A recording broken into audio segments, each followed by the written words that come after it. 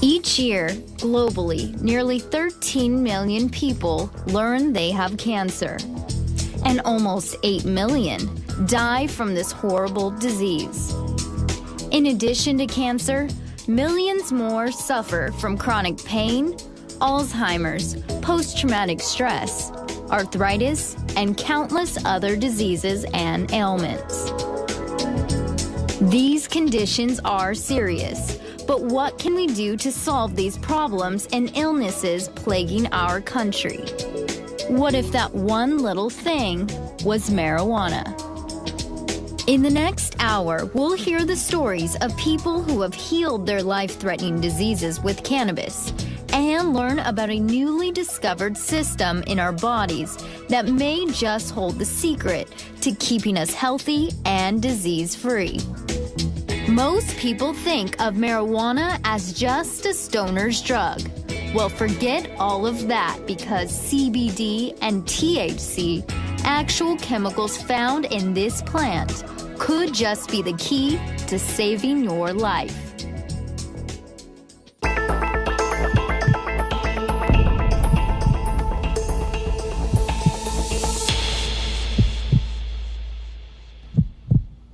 On a federal level, marijuana is listed along with LSD and heroin as a Schedule I drug, meaning it is considered the worst of the drugs, and the United States federal government defines it as having no accepted medical uses. This is where the drug debate becomes debatable, to say the least. Meet Irvin Rosenfeld. At age 10, he was diagnosed with a rare condition that causes hundreds of painful tumors to grow on his bones all over his body. Irv is also one of 4 surviving patients in the U.S. that for 30 years has been supplied medical marijuana by the government for his medical condition. So they took me to an orthopedic surgeon and they noticed these bumps all over my body. That's when the local doctor said, you've got multiple congenital cartilaginous exostosis. Didn't know how to treat it except for surgeries and wanted me to go to a major research center. My great uncle being the head of pediatrics at Johns Hopkins, my regular uncle taught pediatrics at Yale. So we contacted them and the center was Boston Children's Hospital. So I was brought there 2 days later and there I was told what was going to happen to me. That there's a chance I might not outlive my teenage years, that these tumors could go malignant, but what they're really worried about is hemorrhaging, is tearing a vein over these tumors and a clot breaking off, going to your heart, your brain, your lungs. It could kill you. Luckily for Irv, despite having countless surgeries in his youth, he survived and was able to go on to college. It was during this time that he first gave in to peer pressure and tried cannabis. So I smoked, and it did nothing to me. Okay, this isn't doing anything. It's garbage, but I'm accepted. Fine. About the 10th time I did it, I played a game of chess, and I hate chess. I sat for 30 minutes before I lost. It was the first time in 5 years I'd sat for longer than 10 minutes. Prior to trying cannabis, Irvin couldn't sit or stand for more than 10 minutes at a time due to his condition. So immediately I thought, in what way did I take all the narcotics to allow me to sit? And I said, wait a minute, I haven't taken a pill in 6 hours. I wonder if there's any medical benefit to this garbage. Okay, so I called my orthopedic surgeon, who'd known me since age 10. I told him what happened. He said, I have no idea. Contact your family. So I contacted them. I said, hey, let's find out if there's any medical benefit of this stuff. We looked and researched, and lo and behold, it had been a medicine in this country from 1860 to 1937. I went, voila, that must be what it's doing for me. I got to research this. So I'd use it for 3 weeks and get miraculously better. My intake of the heavy narcotics would decrease by 50, 60, 70%. And I was just much better spirited, and I felt better. And then I'd stop using it just to make sure it wasn't the warm climate of Miami making me feel better. And I'd go downhill. I did this 3 times until I was convinced that it was that damn illegal drug that was doing it for me. So I called the orthopedic surgeon and said, Doc, I'm going to drop out of college. I'm going to come back to Virginia. I'm going to write up my own scientific project, and I want you to be the researcher, and I'm going to be the patient. Around the same time he spoke to his doctor, Irv also found out that the U.S. government had and still has a farm at the University of Mississippi where they grow marijuana for medical and pharmaceutical purposes, despite their Schedule I labeling. My doctor can give me morphine, but he can't give me marijuana, and this works best for me. So I went back to Virginia. I put my protocol together and got the doctor to sign it. And then for 5 years, FDA stonewalled me. Despite being turned down by the United States Food and Drug Administration, Irv had learned of another patient, Bob Randall, who had become the first person to receive medical marijuana from the federal government for his personal use. Luckily for Irvin, he got a chance meeting with Bob Randall. I said, Bob, my name's Irvin Rosenfeld, and I've been trying to take on the federal government for over 5 years. And I showed him my research project. He looked at it. He said, you're serious, aren't you? I go, yeah. He said, the government had no intentions of ever giving it to anybody else. I said, they had no intentions of giving it to you either, but you got it. Meanwhile, Irvin got the University of Virginia's legal department and his congressman to represent him and his protocol to gain legal access to medical marijuana.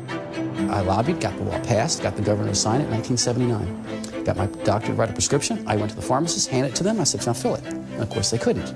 So now I'd complied with the Virginia law. I had a prescription. I went to a pharmacist. So now where you fill it is a gray area.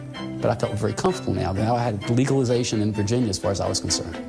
Well, meanwhile, University of Virginia, taking my case, gave them 3 years, gave FDA 3 years to contemplate what they wanted to do. Finally, University of Virginia said, we're going to sue you.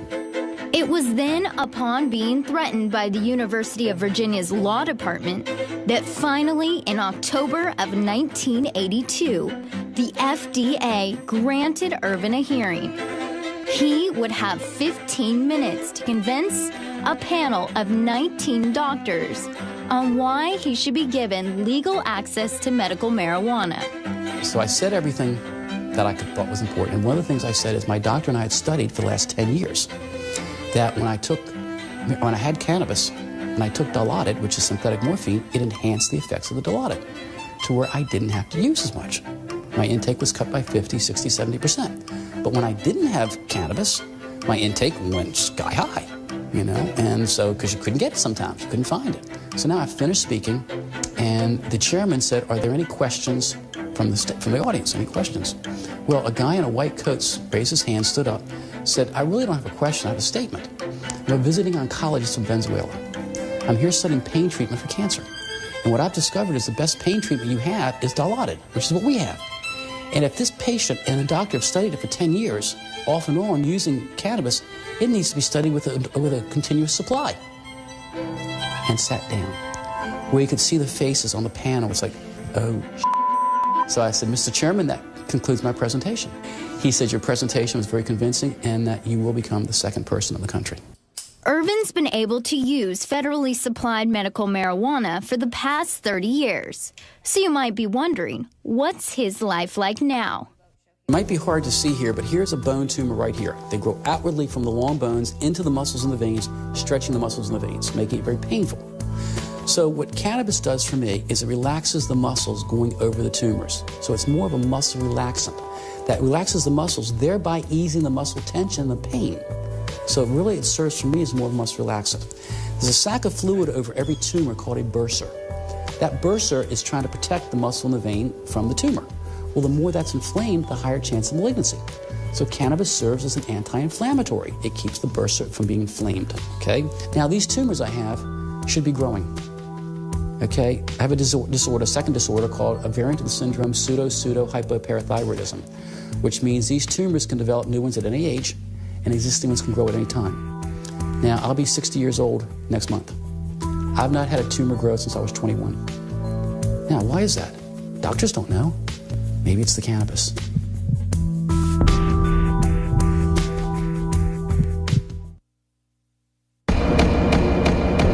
When you see this word, what images come to mind?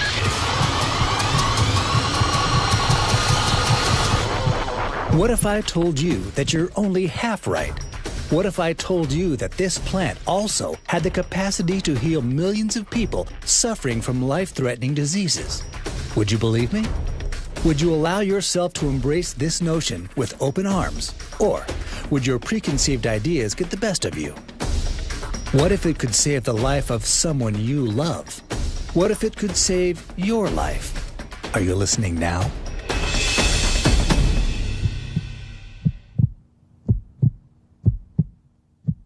Welcome to round 2 of the ultimate playground for men in Dubai. If you want to see crazy new cars or try your luck at a newly invented water sport, then Dubai have the convention for you. Get ready because Boys Toys is coming your way.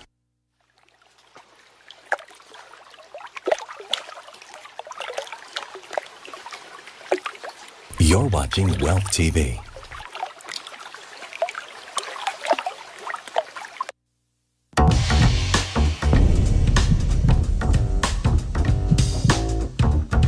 Cannabis, as it was originally known, was used for medicinal purposes long before it was ever used to get one high. In fact, this potent plant was used as a medicine for over 3,000 years, and it has only been illegal in the U.S. for the past 70 years. The history of marijuana, particularly its medical use, is as old as the history of medicine itself. Ancient records indicate that it was used in China as far back as 27 BC. We're in the first known pharmacopoeia of the entire world, called the Shenlong Pensao. Cannabis receives a very important part in medical practice and allowing the first anesthetic for surgery to take place in ancient China, using cannabis as the anesthetic for surgery. As the plant continued to slowly move out of Asia and India, it is believed to have been introduced on a larger scale into Europe by the 19th century. It was finally introduced to Western European medicine in 1839 by a man named W.B. O'Shaughnessy. He was an Irishman, a physician, working in the British Army Medical Corps. He did the first clinical trials on cannabis and produced a paper which has been revolutionary in Western medicine.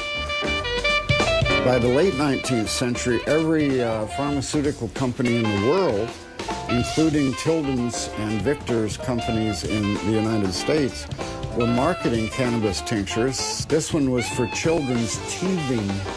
And if your child was cranky and colicky and having a hard time teething, you'd give them just a little drop of this cannabis oil and it would quiet them down immediately. It was very effectively used as a medicine, even for children, in the 19th century. From being the most widely used natural medicine and industrial fiber in history to becoming a forbidden drug, a few defining things happened that might have led to cannabis being banned. The first was the development of other medicines and other opium-derived drugs. The second aiding factor was that during the 1930s and the Great Depression, there was a lot of competition for jobs and racial tensions between Americans and other ethnic minorities who were also looking for work. Harry Anslinger and other political figures at this time started promoting cannabis as a drug used by these ethnic minorities. By the time the word marijuana came into existence in the United States in the 1930s, it was the Mexican word for cannabis that was not considered hemp. Many Americans were familiar with cannabis extract, usually called cannabis indica, on the bottle. And instead of that, here's this new devil weed from Mexico, which nobody had ever heard of. At this same time, many newspaper owners and other media giants who were also invested in the lumber industry didn't want a plant that could be used as an industrial fiber to compete with their means of getting paper. Many articles were printed that not only played up the racial tensions, but also the psychedelic effects of the cannabis plant. And the result was in 1937, this new menace called marijuana was outlawed by Congress, which didn't know anything about it. And of course, there was a great deal of anti-Mexican prejudice during the Great Depression, simply because Mexicans came over looking for work. There was also a great deal of anti-black racism in the Deep South. Cannabis was used by African-American stevedores in all the port cities. There are cannabis cultures growing all around America, and when it arrives in America, it's considered a terrible thing that these horrible immigrant foreigners do, and immediately The result of the passage of the Marijuana Tax Act in 1937 was to eliminate marijuana from the pharmacopoeia.